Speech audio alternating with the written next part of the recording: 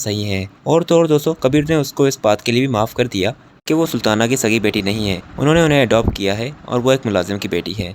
इस सब के बावजूद भी दोस्तों फलक की ये हरकतें अभी तक ख़त्म नहीं हुई। फलक ने एक बार फिर ड्रामा करके आलिया भब्बी को नीचा दिखाने की कोशिश की थी। यानी कि दोस्तों ये सब कुछ जो वो कर रही थी वो एक सिर्फ ड्रामा था कि वो बदल चुकी है और उसे हिदायत मिल चुकी है।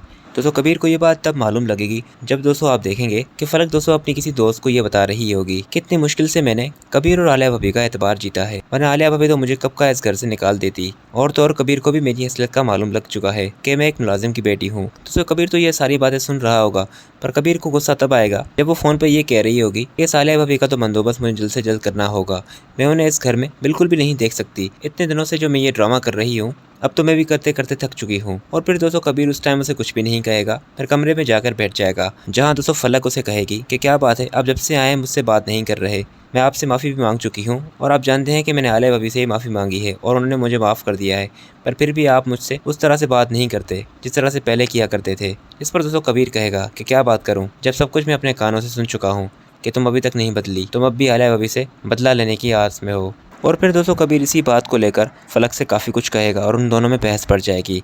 और फिर कबीर दोस्तों उसे कहेगा कि मैं तुम्हारा बाहर गाड़ी में इंतज़ार कर रहा हूँ।